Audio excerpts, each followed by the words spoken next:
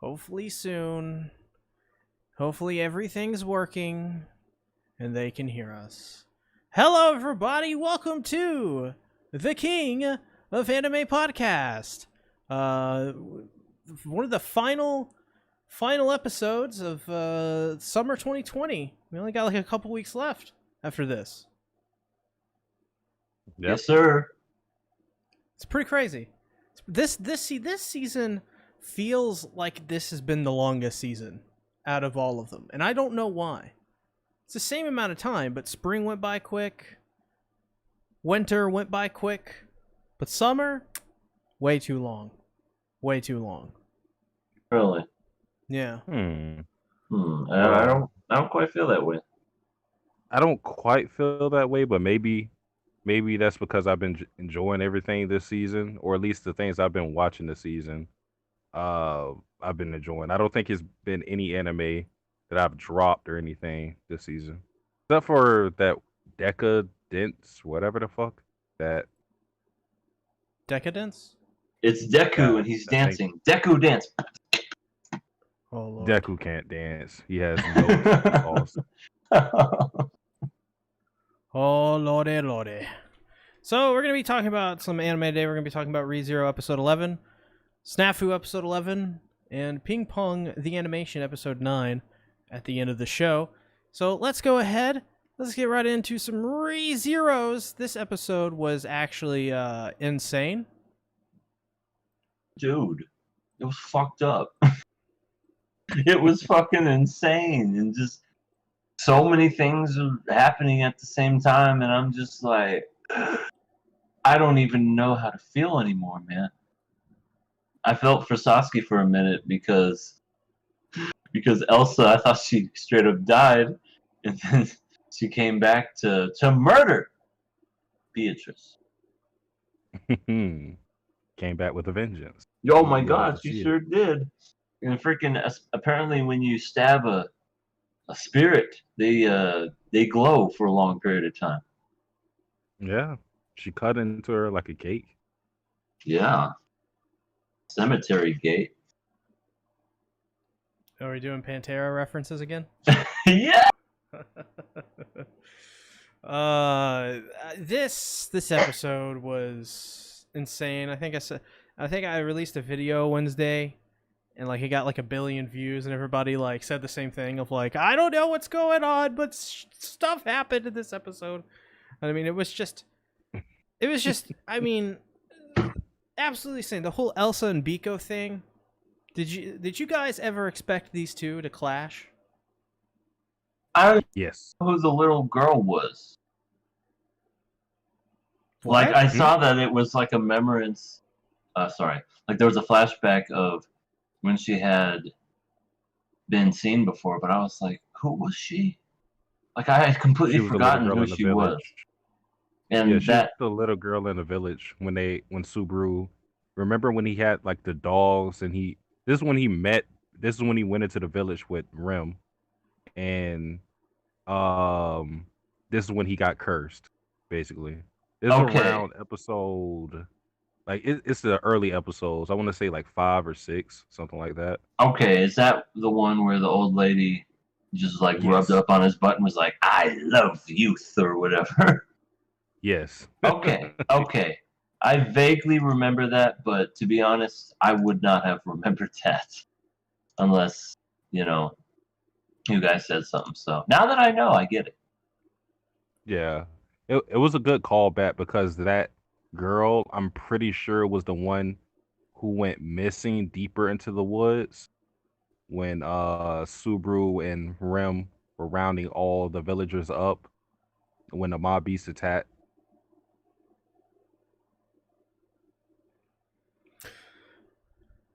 I mean, what did you guys think about Meili in general?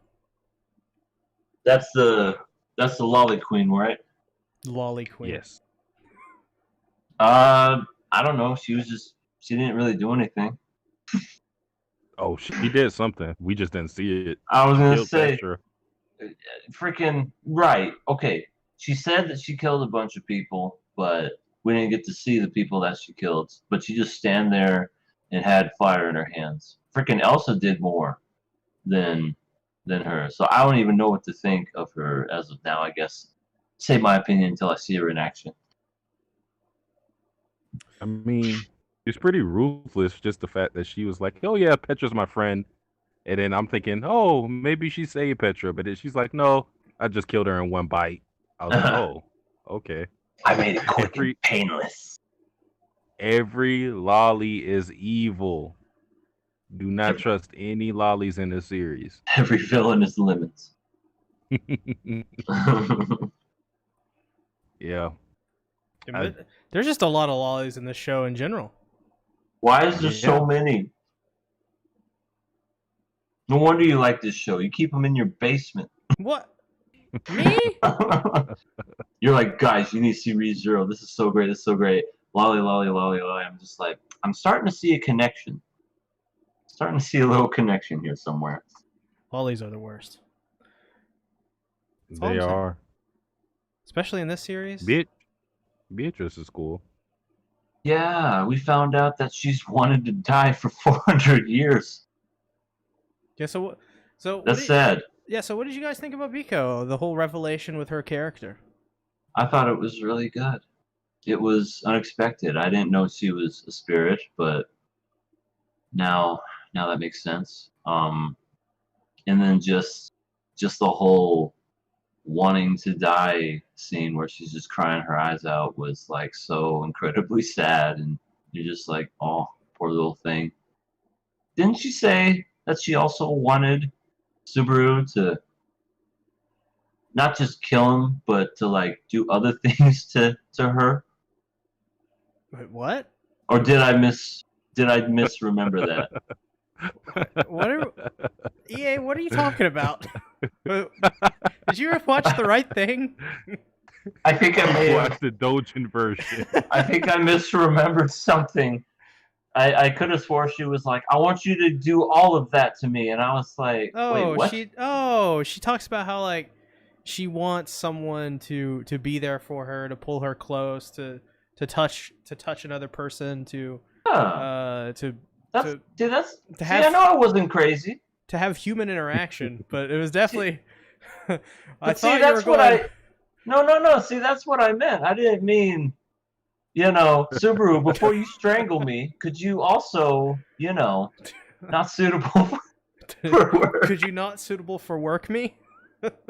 Yes, and then strangle me. In fact, strangle me while we're doing it. Oh, no. Oh, God. Pretty effective. She's too innocent. Sorry, Yeah. I should have reworded that. My bad. Yeah. I mean, Beatrice was my favorite character before this episode rolled around, but it added more layers to her character, seeing how the gospel didn't have anything, any words printed. I just feel like Beatrice has been just coasting for all this time. She hasn't had any guidance, and I think that's why she clings on to the gospel the way she does, because she's been waiting for such a long time for that guy to show up that she was so desperate to end the contract. And it was a beautiful moment between her and Subaru, but what made me laugh about it was when Elsa showed up, because Beatrice is like, I want you to kill me, Subaru. Are you that guy? And then Elsa's like, I'll be that guy for you. I'll murder you. She came at the perfect time. As soon as she heard the word murder, she was all in. Can we give a shout out to the real life Rusty Shackelford in the chat? Smash or pass, Elsa with COVID. Maybe not. Smash. Oh, God. Well, Sassi would. He would risk life and limb for that. Are you kidding me? He's willing to get shanked by her. I'm pretty sure COVID is just an afterthought at this point. Satsuki, what is too crazy for you? What is too crazy? If Elsa did, what could Elsa do to make you, like, in terms of the crazy scale, to make you go no? I know what it could be. I know it could be. I can answer that for him right now. It would be if she was really into citrus. Wait, I think that may help. wait. Yeah. Wait, what? I thought you hated citrus. I have a hate and love relationship. I think citrus is not quality, but I love it. It's a weird thing. Oh, well, never mind. Yeah, if she likes citrus, that might be a turn on, but that's beside the point. So what would it be? What would be the thing where you have to go? Maybe not. I don't know because honestly, what I mean, she could murder babies and I'll still probably like her. Oh Lord. Oh Lord. I honestly don't know. It would just be a matter of I would have to see what it is and maybe I'll fall out of love with her. But I mean, given the fact that I still love mine, I don't know what the fuck she could do. Now, I you don't have know. to choose between mine and Elsa. No, Elsa, no question. Oh, really? Oh wow. Yeah. Jeez. Wouldn't even think about it. Mine would just have that look of betrayal before she gets her head sliced off. just Elsa is much. I think I love Elsa not just because of her appearance, but her demeanor too. And what I liked in this episode with her is she's just so excited to kill a spirit. We seen this with Puck, but she's like, I just want to see the inside of a spirit so bad. And when she actually got to do it, she's like, oh, you're not like us at all. This is pretty cool. She's just full of life. You know, she's just curious about everything. She's like a kid, man. Oh. Elsa's a good person. Just misunderstood. Elsa's more of a kid than Mei Lee. Is that what you're saying? She Yes, she needs a lot of chapstick in her life. She keeps licking her lips. She does. I can help. Oh God, Jesus Christ. I will be your lip moisturizer.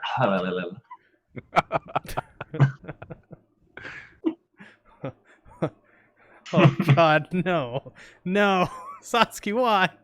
Oh, I'm sorry. I didn't even. What does a person even say anymore? So the introduction of Mei Lee, a little bit of a fun fact. She only shows up at the end of Arc 4, which would be like showing up in the last 5 episodes of this season. Probably like last 3 or 4, actually. So Mei Lee shows up in the first half of season 1 or season 2. So that's definitely a big change. A lot of the stuff that's happening right now is happening in the last chapters of Arc 4 right now. So it's very interesting. Yeah, because considering what happened with Melee, she didn't have to show up in this episode. I mean, all she gave was the fact that she killed Petra and Frederica and Rim.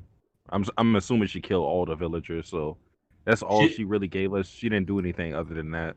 She didn't even know who Rem was. Yeah. She's like, I don't know who this person is, but you know, she's probably dead.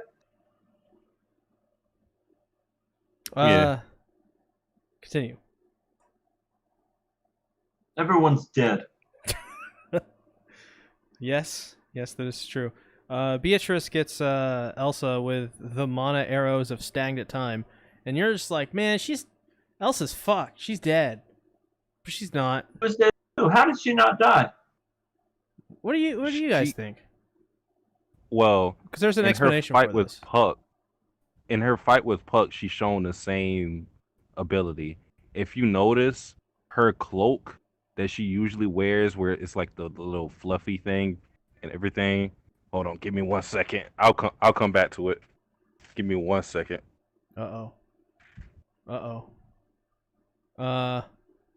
Saucy just leave? Probably. But So basically, I'm back. Oh, shit. Okay. Okay. All right. I told you a second. But yeah, in the fight with Puck, she has this cloak thing because she got frozen, and Puck thought the fight was over, but then the cloak glowed. I don't know exactly what the power is, but what it appears to be is like it gives her a second chance at life almost, or just takes the damage for her. So I think that's what happened with Beatrice, because if you notice, when she actually stabbed and killed Beatrice, she's not wearing that cloak anymore. So I think the cloak took the damage for her. Satsuki, you are correct. It's her cloak. Yeah. She fucking stabbed Subaru in the eye. Yeah, and then she stabs Subaru in the eye. And Subaru's like, ah, my eye. And then Biko with her last bit of energy is like, I will teleport you away and save you, I suppose. And and so she does. Teleports him back to the sanctuary, and we get to see Solid Subaru. Solid Snake. Punished Venom. Oh. Punished Venom Subaru. Okay, I was wondering what you meant by solid Subaru. I'm like, is there a liquid Subaru? Metal Gear Subaru. Yes, I understand it now. You could have gone with a Snake Plissken reference, but it's all good. Comes out with an eye patch and a cigar and a gray mustache, and he's like, Metal Gear. Oh god. But no, he runs into a lovely Emilia. Freaking, what's wrong with her? She's taking the trial. She's losing I her mind.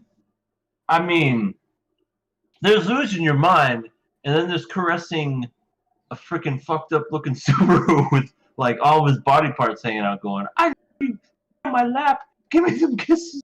Well, I want that's to kiss your dead flesh." well, that's at the end. The first kiss time this that dead happens. flesh. Well, that's at the end. The first time this happens, Emilia's just like, I love Subaru-kun. And so Subaru's like, what the fuck is going on? And like, she wants him to stay with her forever. So this is like all very uncharacteristic of Emilia. Yeah. And it's obvious she's like lost her mind or something, and there's some fog Yeah. in her eyes. Does she not know it's cold outside? I think she's fine. they had a whole OVA where Puck froze like the whole damn mansion, and she was okay. I still have yet to see that OVA. It's Damn. it's kind of really good. It's what I keep hearing.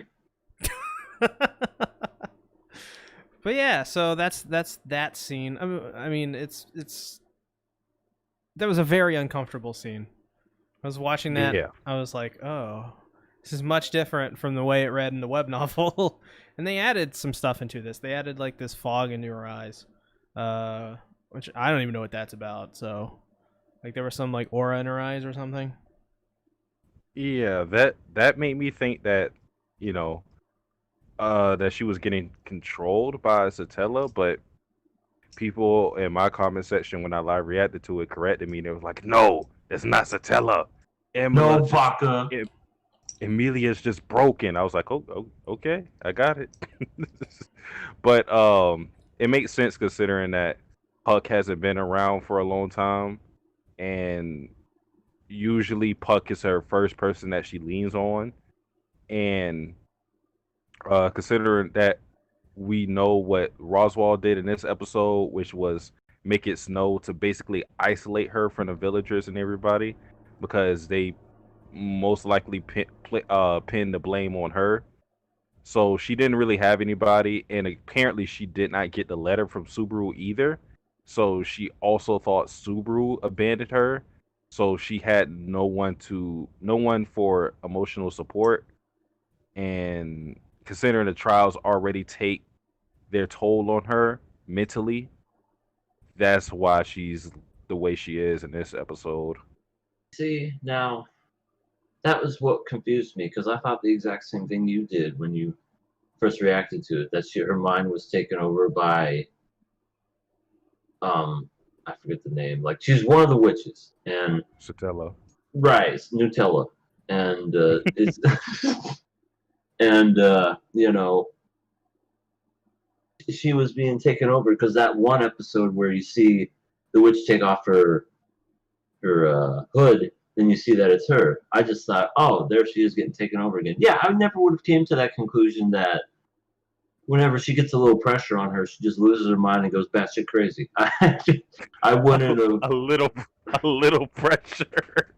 Yeah, I wouldn't have ever have thought that that's what it was, because isn't she supposed to be like a leader of something, or is she supposed to be like a queen, princess of something? She's one of the candidates for the Kingdom of Laganica. Imagine how much pressure she'd have being a leader of that. She would just lose her mind, and then she'd be like the I don't know, like Bloody Mary or something. She'd be killing everybody left and right. Well, to be fair, we haven't seen the trials, but True. I'm going to go out on a limb and say that trials are going to be a much more demanding obstacle for her mentally than what the pressures of being queen of whatever this fucking place is called. Laganica. Yeah, It's that. Iceland. Okay, Iceland. Yeah. I just think the trials, and considering her circumstances with not having Puck, or like the Puck thing is super big, because to her Puck is a father, and for him to not be there when she's relied on him a lot of times is damning for her. And then with the Subaru thing too, that was also a big blow. And she's probably taken the trial like multiple times. Like, we don't know how many times she took the trial, I don't think. But she's probably been pressured into taking the trial when she's not necessarily ready, because the villagers are probably in an uproar like, bitch, what are you doing? So, yeah. So, Roswaal and Subaru have a little bit of a conversation. I knew we couldn't trust Roswaal. This is where shit, if it wasn't I knew already it. crazy, it was like this one goes to 10, this one goes to 11, and they just went to 11 because Yeah. Roswaal, the most shocking sequence in this sequence is that he kills Ram and Garfield. Motherfucker. Special bean cannon.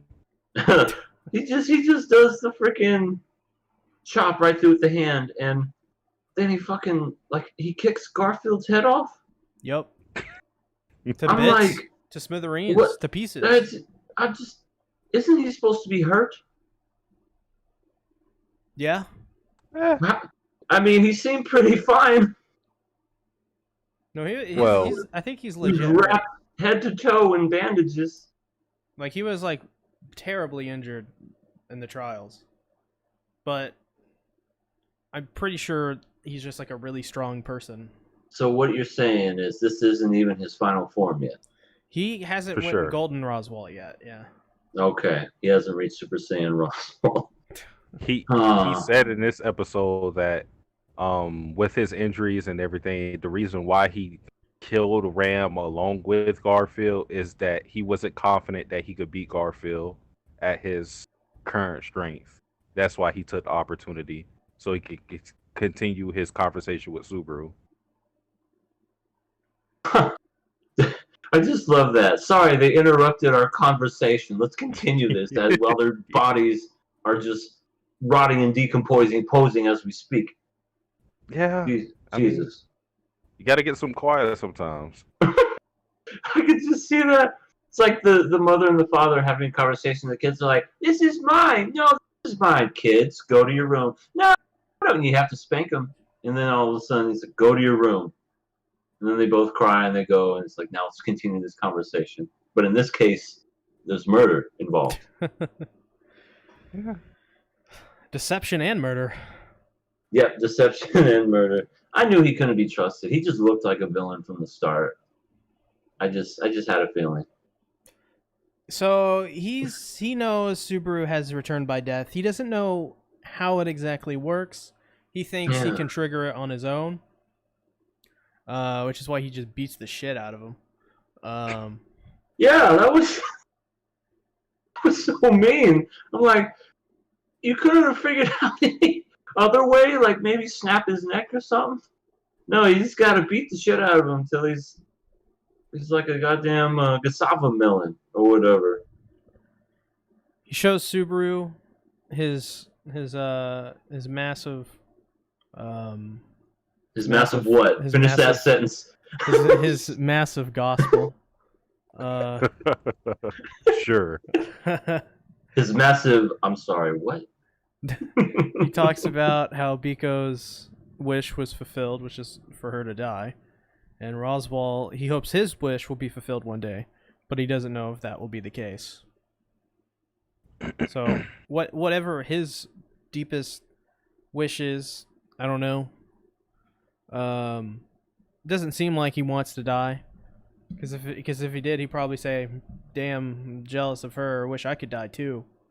But is he also a spirit? No. Well, not as far as I'm aware, but he could be. I don't know. But well, I don't know what his I don't know if this is his deepest wish, but he's expressed to Ram that he wants to kill the dragon. I don't know if that's his deepest wish, but what the that's hell one is the of the dragon? motivations. The dragon, how to explain it? I can't exactly remember what the dragon actually is, but it's basically, it's kind of like, I think it's like, it looks over, like it guards Lagunaga or something like that. Mm-hmm. And he wants to kill it. Like something happened. Like this is like deep lore stuff that I haven't read in a long time. But something happened in the past, and the dragon is now like this big figure in ReZero, in the world of ReZero, and Roswaal wants to kill that dragon for reasons. Huh. Yeah, I think Krush also said something when she had her introduction that she wanted to be independent from the dragon. I'm not entirely sure of that though. Just going off my memory. I know nothing about a dragon. I have yet to see a dragon in this show. But when I do, I'll let you know. Roswaal wants to isolate Emilia and emotionally make her unstable so that she has to rely and just keep failing over and over, which is a rather interesting way to go about it. I mean, you're not gonna get anything done like that. Yeah, that's just mean. So I don't know what his goal there is, but he says a line which I thought was such an interesting line. It shows a lot of attention to detail in the writing, and he says to Subaru, "Don't put the cart before the ground dragon, because horses don't exist in ReZero." Yeah, just maybe that's the dragon he wants to kill. Is freaking Subaru's love. Oh my god. You know, that little dragon. It's like, why do you have to freeze over Iceland? Just destroy him right now. He's in love with the cart dragon as well. That's why he wants to kill him. Because the cart dragon fell in love with Subaru. And he can't handle that. He can't handle that. Yeah, I don't know. It's that'd be too funny. So what the hell do I have written down here? I have here Garfield beats the poo out of Subaru. That's what it says. Interesting. Wait, he did? I want to say, when did he? Garfield didn't do that. Or Roswaal. Roswaal beat the poo out of him. He sure did. And someone brought it up in chat. It took one kick to kill Garfield, but he like beats the shit out of Subaru, and he's like, because he doesn't want to kill him. I can still fight. Come here. That's because he doesn't want to kill him, because he doesn't know how his powers work. Then the great rabbits show up. They look so adorable this time. Look adorable every time. They look like little guinea pigs. What the? They're murderous piranhas on land. Hey, I don't have to take this from somebody who loves Elsa, okay? Exactly. Okay. Satsuki, you can't be shaming us for liking cute rabbits. They are adorable. You know, Yes. I wish I had one as a pet. Boobs? What? Sure. Yeah, I'll take that. Yeah, why not? You want? I want Elsa's boobs for a pet. Sentient boobs is the future. QRW6 says, "What up, y'all? Subaru returned by death 5 times so far. Never seen Emilia this broken. No lolly explosion, according to the light novel readers." Ew. Lolly explosion. Oh, speaking of lollies, I didn't bring this up, but we saw Beatrice using shadow magic just like Subaru. So, Shamak, yes. yeah, considering that she wanted Subaru to overwrite her current contract with Echidona, if that does happen and she's contracted as Subaru's spirit, just like how Elsa has Puck, he or she could be a teacher for him to use that magic so he could become proficient in it, because he really doesn't, he's never really practiced it. He just, Puck just told him that he had it, he used it once, and then he's been using it over and over and over, but he's never really had someone to teach him how to use it. So if Beatrice does end up being contracted by Subaru, I would love that dynamic for them to be student and master. Oh my god. White Roller says, "Imagine liking Elsa. She looks like she smokes Newports. Yuck." Light doesn't like anybody unless they're lollies, just for the record. Oh god. Oh, this is the same guy who. I don't know. He's not right. He's not right. Betty says, "Fun fact, in the light novel Arc 2, Betty trains Subaru." So, there you go. Oh, Betty. Also, yeah, Leroy Jenkins says if Subaru tries strong magic, he'd probably die. It's a good thing to mention that at this point, Subaru's gate is still not fully healed. So him using Shamak would have greatly hurt him. Nah, he would have been fine. I don't know. I mean, he returns from death all the time. It would have been fine. I mean, yeah, that's true. That's true. Roswell, as he's getting eaten to death, he's like, focus on one goal, that one thing, protect it, and make sure that you don't fail. And which, to me, in my opinion, Subaru's gotten so far by having, by not just having one goal, one person in mind.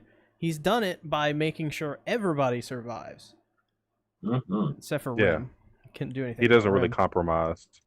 So I think, Roswell, he's bringing up a good point, but I think for Subaru, it's one of those things where I just don't know. I don't think it really matters for him. I think it would be interesting if he did have to compromise. Like if he had a choice between saving Emilia or Beatrice, I think that would be an interesting dilemma. Well, I don't want it to be those two, because I think it would be obvious that he would choose out Emilia in the end. But if it was like a more even choice, like say I don't know, Beatrice and Ram or somebody like that, I think that's more even. I think that would be interesting if he ran into a dilemma like that, where he could only choose one, and he couldn't rely on Return by Death to save everyone. Echidna or Minerva? Which one? Oh, which one's Minerva? The one with the blonde hair She's that the awesome JoJo one. punches everybody. Oh, she's the one that tells people to lick her boot? What? Her shoes? EA? I think you're reading a dojo. You're not watching ReZero. Miserably? Minerva, That doesn't happen. The one who shows up in the dream, the Castle of Dreams, and is like, punches Subaru back into, makes him whole again. She has blonde hair, big boobs. Oh, the one with the teeth. No. What? That's Frederica. Fuck fuck? I'm gonna look up the name. Oh, Minerva. I'll post a picture of Minerva. oh my lord. Please do. I'm sorry. I'm such an old man. I'm sorry. You know every SNAFU character, but you don't know ReZero Minerva. Well, you know, it's hard to remember shit. Oh, okay, yeah, we saw her for like 2 seconds. Come on now. It was like, I it mean, was like but a she's minute, fucking but okay. awesome.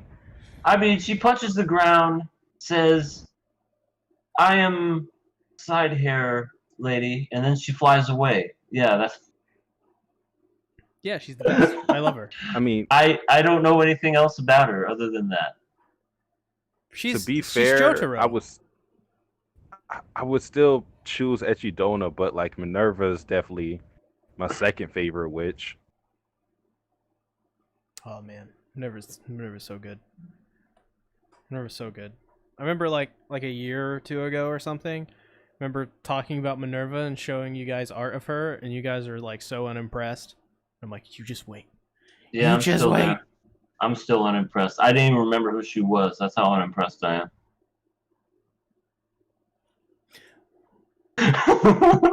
I'm gonna need therapy after this podcast. I hear the stinging in your silence. I'm just like, mother. Can I murder this man? Let's see. Psy Darkness says, can't wait to see the Archbishops we saw in the first episode of season 2. That's Regulus and Lay Bakentos, or whatever the hell his name is. Taku Anime News says, is Super gonna get help? He's been dealing with all the stuff by himself. Well, he's got help from Ram and Otto so far, so He gets by with a little help from his friends. oh man, Ringo wrote a song. But then too, he wants to take on all of the responsibility by himself. He didn't when he went to the mansion. He wanted to go by himself because he resolved to be like the person that takes on all the burden, which is kind of sad that he thinks that he has to do that. So, at the end, as EA said before, Subaru somehow survives all the rabbits. It's not looking good. No. Verge of death. Goes into the tomb where Emilia is. Emilia's like, let's lap pillow, yay! And it's like, just like, Emilia, not the time. Emilia, I'm bleeding everywhere. This is probably not the time, but I'll take you up on that offer. So he does it anyways, and she gives him a kiss as like right after he dies. So I know you didn't even get to experience the kiss. well, I think in the web novel he actually experiences it, and when he comes back, he's like, "I'm gonna make that kiss a reality," but it's actually good. She's gonna want to kiss me next time. Well, yeah. So yeah, that's what happens in the web novel. That's some inner monologue you don't get with the Animus. But yeah, he died. But we know where he's going back. Where is he going? He's going in the past, but he's going to go back to the future. Oh God, I was about to say, Bonnie, it's your kids. Subaru, it's your kids. We got to do something about your kids, Marty. Shit. It turns out your kids are actually Echidonas, you bitch. You cheated on Emilia. The best one was when Family Guy did a parody of that, where you see Marty and Doc, and then Marty's girlfriend is like, "It's your kids, Marty. Your daughter marries a black man." And he's like, "I don't see anything wrong with that." "Oh, really? No. Why? Do you?" It's like, no. Why'd you make us go back in time? And then he's like, peanut butter was invented by a black man. He's like, "Too late, Doc. I don't think I want you around our kids anymore."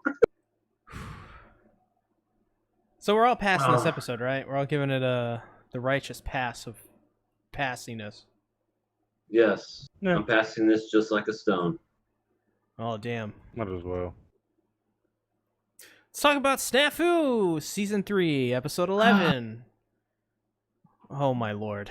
Oh, my gosh. I don't even... I don't even know what to say. Like, it hurt me and made me feel good at the same time, and I want to say I don't know. this was something that, as a huge fan of the show, I had been waiting for like, God, for so long. For since 2013, I had been waiting for this moment, and it's just like I didn't know how it was going to end. I didn't know what was going to happen, and when it finally had happened, I just had goosebumps. I was smiling from ear to ear. Yes, I did have my tears for Yui, but she's old news now. It's all about Yukino. So Yeah, who the fuck cares about Yui? She's terrible. Why did they put her in the show anyways? Can we say how good of a mom Yui has, though? Oh, yeah. She realized her daughter came home with tears in her eyes, and she knew exactly what it was, even when she didn't even have to explain why she was crying. She said, "It's okay, just let it out." And then she held her, and I was just like, "Oh, that's such a good mom." If there's any more reason to love Gahama Mama, there it is right there. She's the best. She's absolutely. I love Gahama Mama, but I am the resident MILF hunter of the podcast, so I am biased when I say that. Hey, there's nothing wrong with MILFs. I'm Yeah. I'm a equal opportunity anime employee. Oh god, you employ the anime? Yes, they work for me in my dungeon. Your Dungan? Yes, my dungeon. I mean, yeah, that the Yui scene was just so heartbreaking because it's like, poor girl. It was so beautiful, though. You had most of the airtime this season, but man. But it sure did look pretty, didn't it? They were sitting on a bench, and it was just an absolutely gorgeous backdrop of just the sunset, and you have the beautiful trees. They're just like out in a park or something, and basically, Hachiman is telling her that, yeah, I like Yukino. Sorry, I don't like you that way. And just that animation of her face, Yeah. going from just trying to hold back tears to just trying her damnedest to not make a sad face, but she's making that sad face, and she's like, "What do you mean? I don't have anything I need to say." It's like, she still can't even be true to herself, even when he's telling her, "I like the other one." Just, but if you want to say something, say it now, or forever hold your peace. And that's what we got. Yeah. She lost. Yeah. I don't think she was ever going to win it, though. Yeah. Well, I have accepted that I am a curse.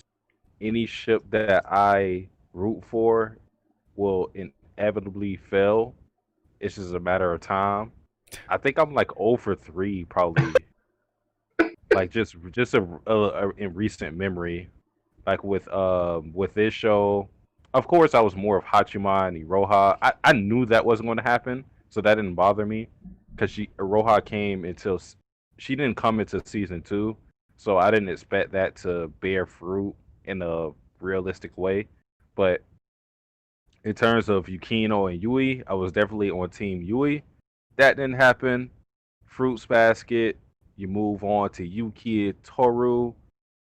I got Mom Zoned. You move on to quintessential quintuplets. I was more of a well, I don't want to spoil that. I won't say I won't say the ship that didn't happen, but let's just say the ship that I supported did not happen.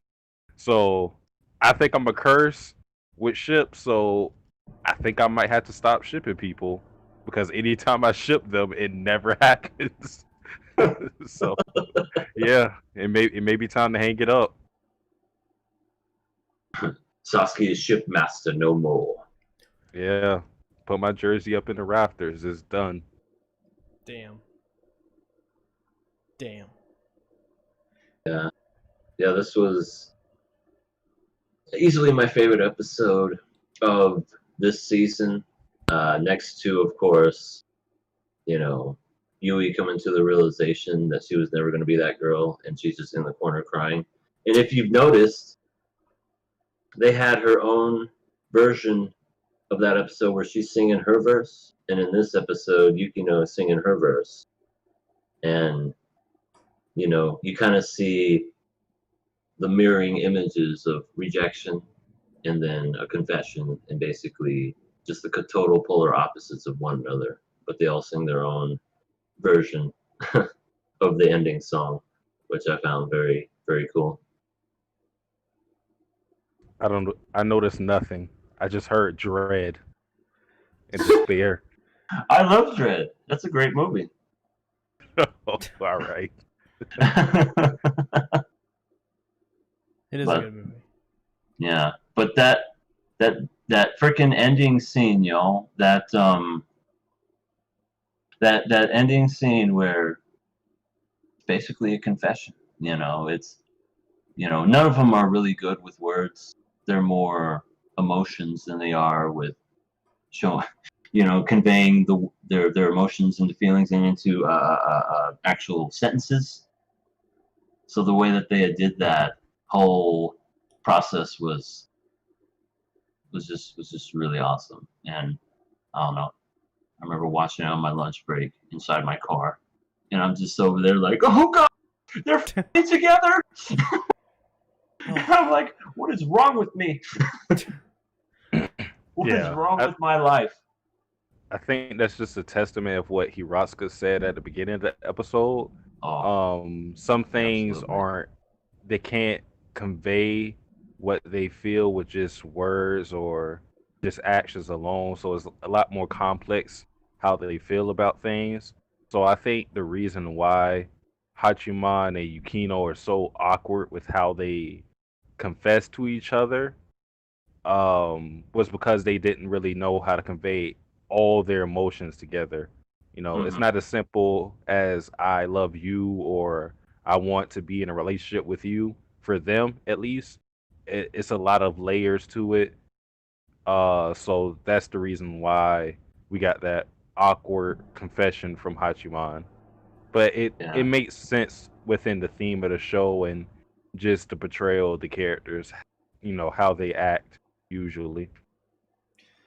Leroy Jenkins has a great comment and says that was a full-on proposal. Yeah, pretty much. Pretty much. He wants to. He basically said he wanted to be with her every step of the way. Grow old together. I mean, that's definitely a proposal. And then she's just like, yes, I want to take your life.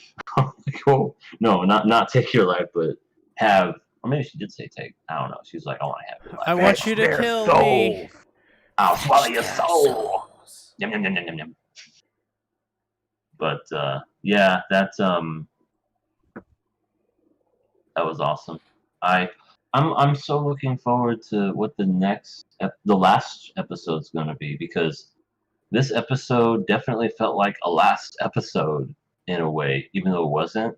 But I actually really enjoy the fact that now we're going to get, I don't know, kind of that whole, because if this was the climax of the season, the next episode is going to be the falling action, and it's going to be, what's going to happen on in their next lives and in the future. And I'm just real curious to see how that's all gonna play out in the next episode, which I'm both looking forward to, but not. Because now it's gonna end, and I love these characters so much. I don't want to see this show end, but it's like anything, all good things must come to an end. Well, how did you feel about the Hiratsuka confession? Oh, she told forgot Hachiman about that she loved him. I thought it was a very brilliant way to get arrested. Just to sum up the whole, how you can't just a relationship is not just one word, like codependency, and how she was like describing these are all things and all qualities that make you, and then you put them all together, that makes love. And then love in itself is you can't sum it all up into one word, which is love, because they're more than just that. But I do agree. She wants Hachiman's D, and it's very, very weird. It's very weird, unprofessional, and maybe a little illegal. No, I mean, I she's mean, on her way out. She's just right. She's like, fuck it. What do you fire me? Go ahead. Yeah, but yeah, that was very much that was very much kind of awkward. She's been, I don't know, she wasn't really that flirty in the past. There was kind of signs and hints of it, but this season alone, she's told Hachiman to take her Yeah. as a wife. She's picked him up and took him out to batting cages and for drinks and saying, "Hey, let me get all up in there." But it's just like, what? Yeah, it's like ever since we got like the new design for all the SNAFU characters, Hiroshika has been hitting on Hachiman in the weirdest ways. She got even more hot, and so she was like, "Well, now that I got this new design." Yeah. I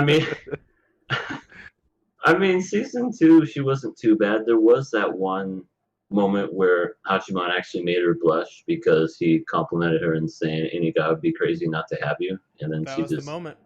that was the moment she realized, I need to get this 17-year-old. Oh god, That's the moment she broke domestic the law. girlfriend. At least we didn't go that domestic girlfriend route, because there was no kissing or smooching or, there was punching, but I wouldn't call that love. Oh god, next episode they're gonna have a wedding, like Yukino and Hachiman have a wedding, and Hiroshika's just gonna be like Emilia, just mind broken. Oh no. I love you, Hachiman. I love you, Hachiman. She slowly starts walking up the altar, and everybody's like, "Oh my god, she's ruining this!" And she's just got those eyes. Oh my god! Somebody tackle her! Just 8 people tackle her at once. Yeah. Yeah, great episode. This was amazing. This was a fantastic episode, and even Aroha got her little funny moment with the dudes, the guys. She was the good cop, bad cop. Yeah, she was. Explain this. Oh, it's okay. I will break your fucking neck. It's all right. I'll just, just tell me, and nothing will be fine. You mean? I'm not playing with you. I like that moment with them because she was showing off her more, what do I want to call it? Her more malicious side to them. Because she always tries to put up the front of that she's this bubbly, cute girl, but we know that she's not in actuality like that at all. I mean, they all know that. They know that for sure too. But she was just so open with it. She was like, "I hate that old hack. Why did she have to come here?" She's like a combination of like Kagura and Kimi in Fruits Basket, but instead, like, she hides that violent side, that dark side. Oh yeah, I love it. She's probably way more like Kimi though. I like those. Yes. It's funny. I didn't like Iroha in season 2. Like I didn't get it, but this season, I'm like, okay. Now you understand what Sasuke and I were trying to tell you this whole time. She's hilarious. Like, she's great. She's so funny, and like I think it started to really kick in probably when actually in Fruits Basket when Kimi was introduced. And I was like, oh god, I like Kimi like a lot. I was like, whoa, wait a minute. Iroha's like the same character. Oh shit. Yeah. I like Iroha. they're a lot alike.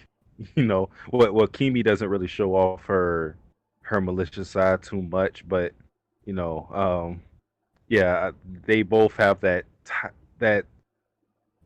devious personality. What they show you with their cuteness, it's not all true. That's why I like them. They're both funny characters. Yeah, they're. I like their character archetype in general. They're just. Yeah, I do. I like their archetype as well. I just they're fun. They're really fun.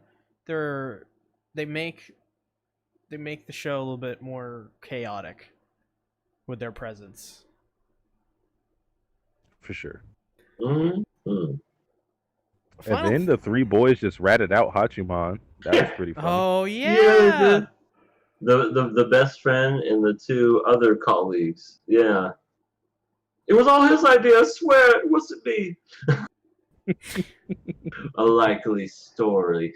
But then it led into Hachiman talking with Yukino's mother and Hirano, and basically, I kind of summed it up a little better, but in my video, but it was basically like, yeah, we're gonna be doing another prom on the side. It's all volunteer. There's nothing to do with school, and guess what? I'm using your daughter, so suck it. Because they couldn't do nothing. It was out of their control. It's like, what you gonna do? I think in that instance, the prom was like a metaphor for Hachiman's relationship with Hachiman, because he said something Hachiman's like relationship with Hachiman. I caught that too. with Yukino. He loves himself.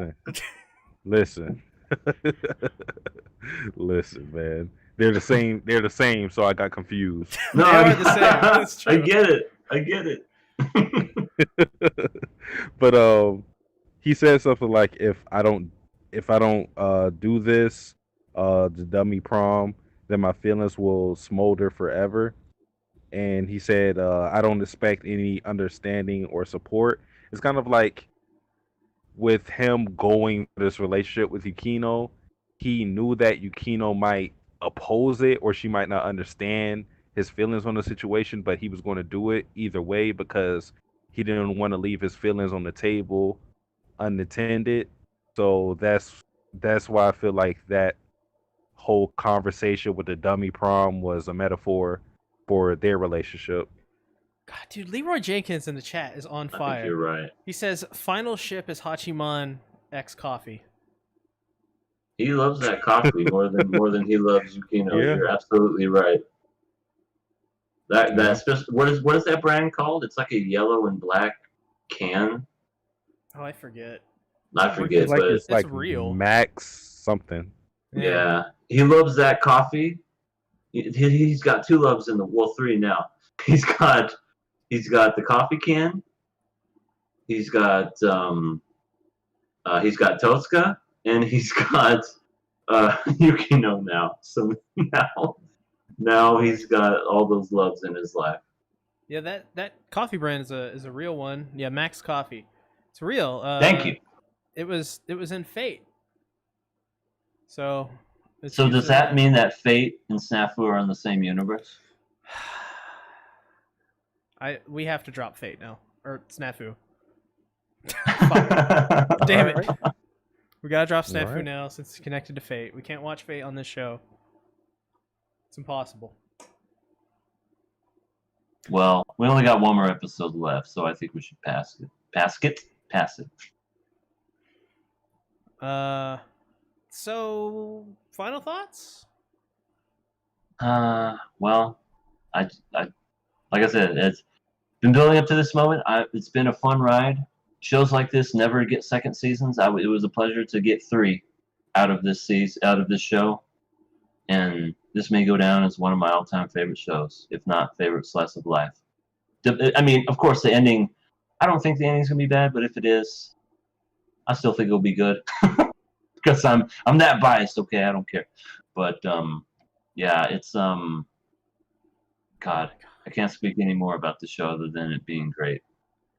Leroy Jenkins again. A good comment says my Grail War was wrong as I expected. Oh god.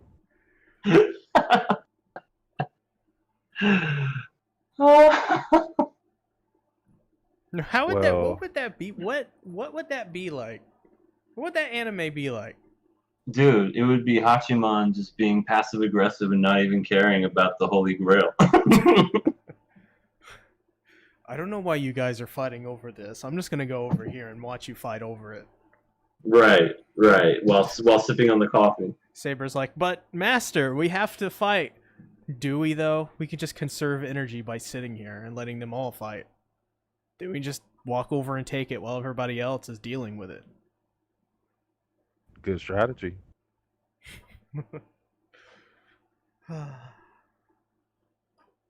Oh yeah. My final thoughts on this episode is that even though I've already expressed that I'm a Roja stan and I preferred Yui and Hachiman, I think this show, just like again, I'm gonna draw a reference to quintessential quintuplets.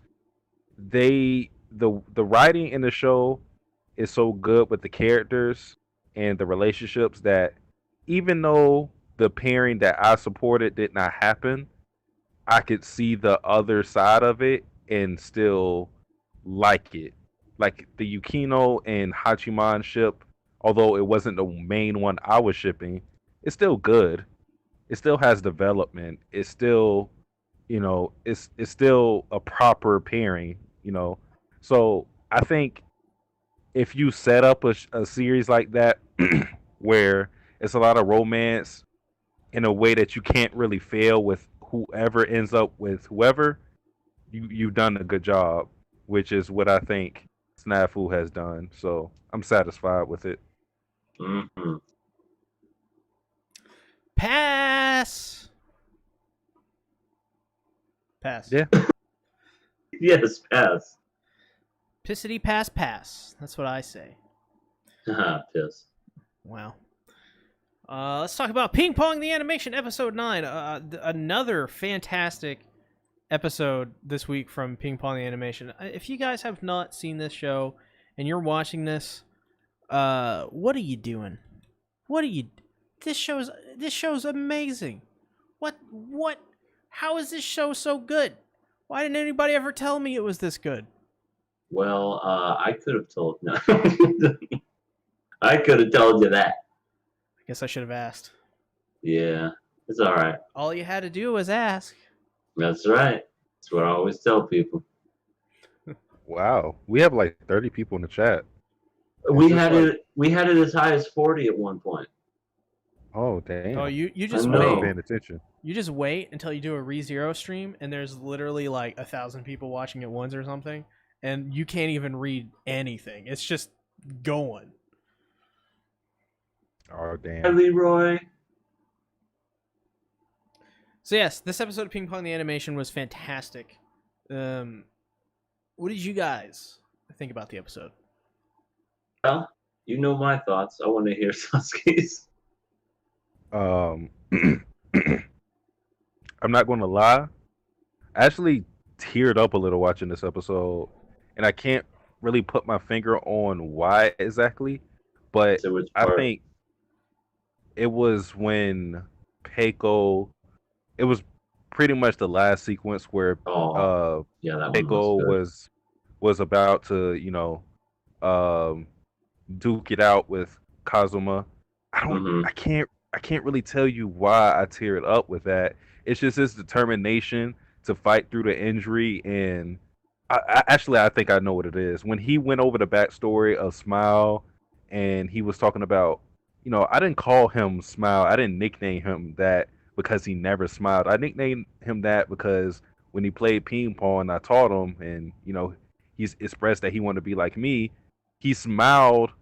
He looked happy when he was playing ping pong, and for him to have this desire to face off with him, regardless of what the residual effects will be of his injury, because he's already seen examples of what he could be if he were to get injured with his I'm just going to call her grandma. I can't remember her name. Obama.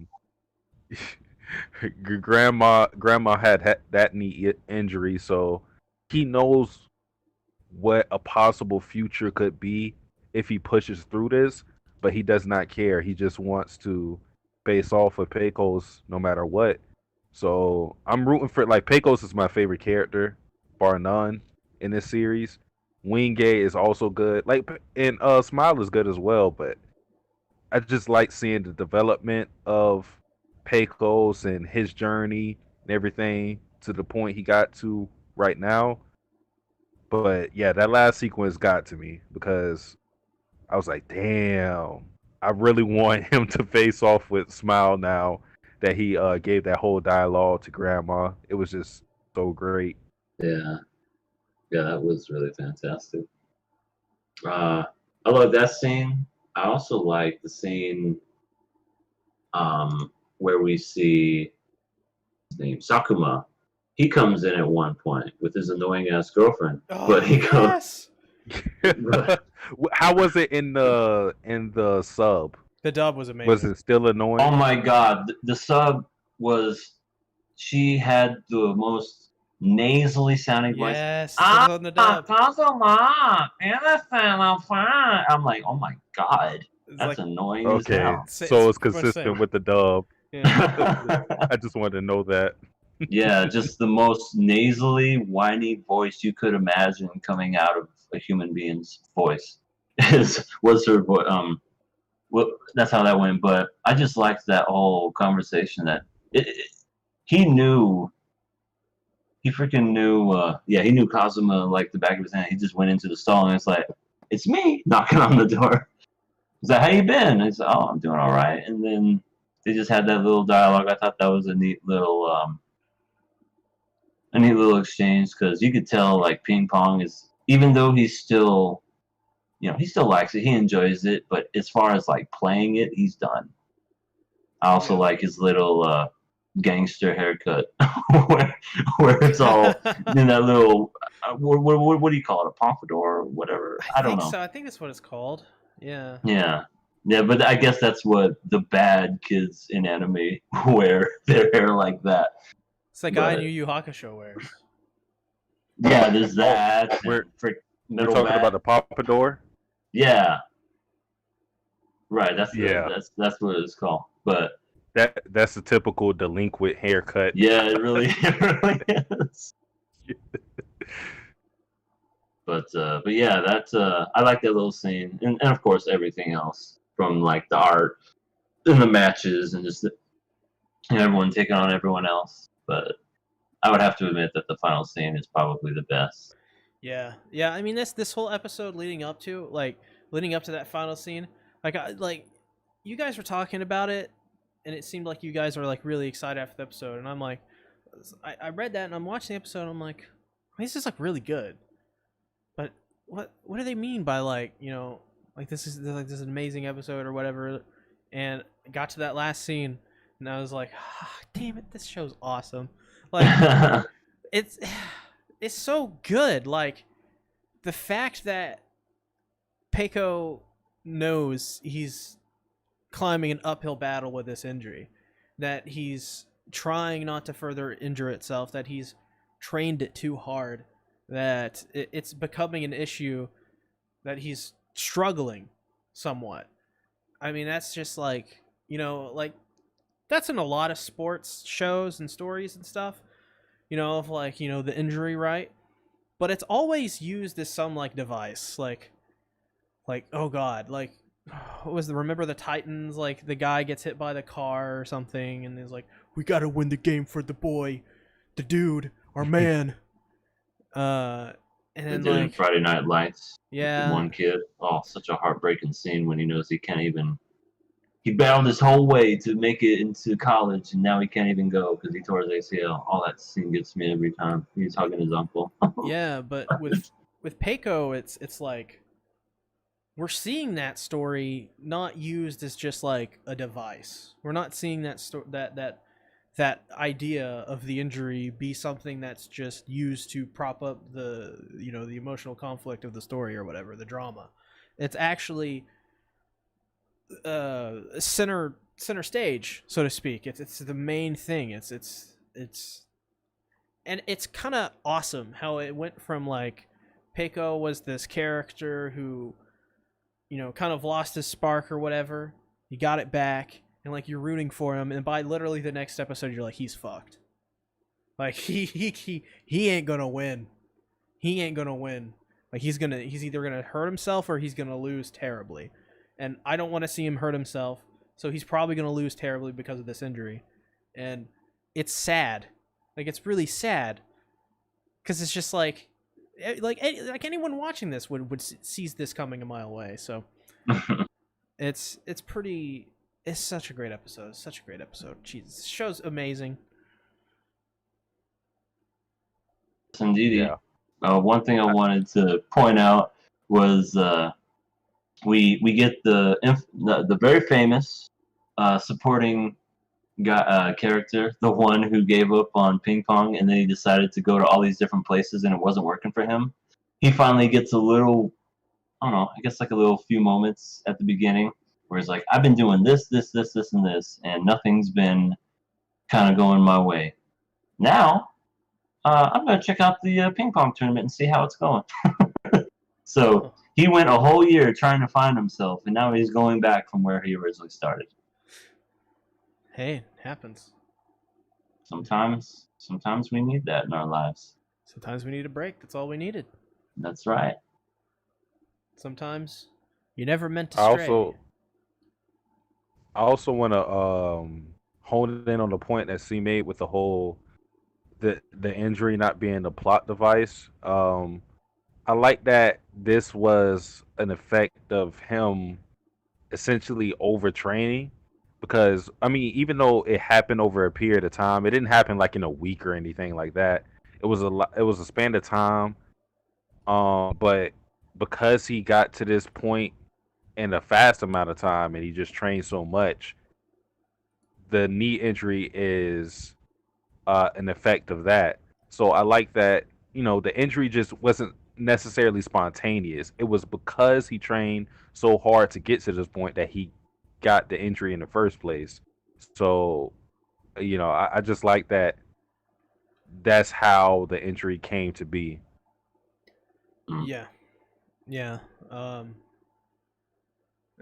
That's the one thing I liked about this, that whole thing for sure. Any final thoughts on the episode? Get ready for the next two. Oh, I can't wait. The next two episodes, which are the final two episodes. If I can hype it up a little, it's got a fantastic ending. For only being 11 episodes long, the ending is superb. EA, who do you play for? Myself. No, the team. No, just call my name 3 times and I'll come.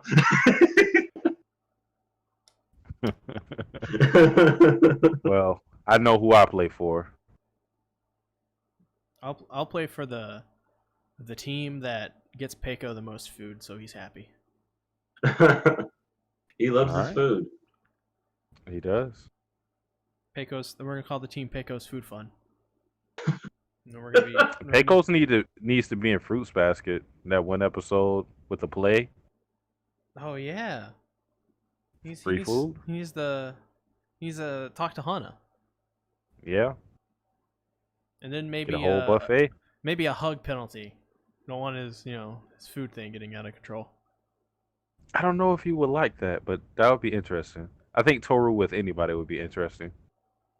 Toru's just amazing. Fact. So where can they find you, EA? You can find me at Everything Animated.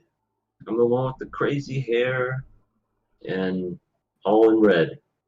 But I'm currently trying to, at least before the year is over, get to 500 subs. But my goal is to get to 1,000. And I'm working to get to that point. I also have another channel with me and my girlfriend. It is called The All Elite Couple. We do reactions of videos and we talk about wrestling. All really fun stuff. Satsuki, where can they find you? Satsuki the Savage, of course, my main channel, where I don't even know what I can call my channel at this point. Some call it a Hunter x Hunter channel, some call it a Kakaguri channel. But I will tell you, the next idea I have for my upload is an interesting ReZero video. I won't go into details about that, but it should be fun. Then my second channel, Satsuki the Reactor, where I live react to JoJo's Bizarre Adventure, Stardust Crusaders. Hopefully get into part 4 soon. And ReZero, which is going to end next episode. 2 episodes. It's 13 episodes. It's 13? Yeah. Oh, shit. All right. 2 episodes. Yeah, so thanks everybody for coming into this podcast. Appreciate it. Pretty great podcast. So everybody, please support these 2 fine gentlemen. And with that being said, we'll see you next week when we talk about more of the shows. And then a week after that, or a week or 2 after that, we'll have the awards show for summer 2020. It'll be great. See you guys. Getting drunk. Oh God, I can't wait. So thanks everybody for coming out. Appreciate it. See you later. Bye-bye. Bye-bye.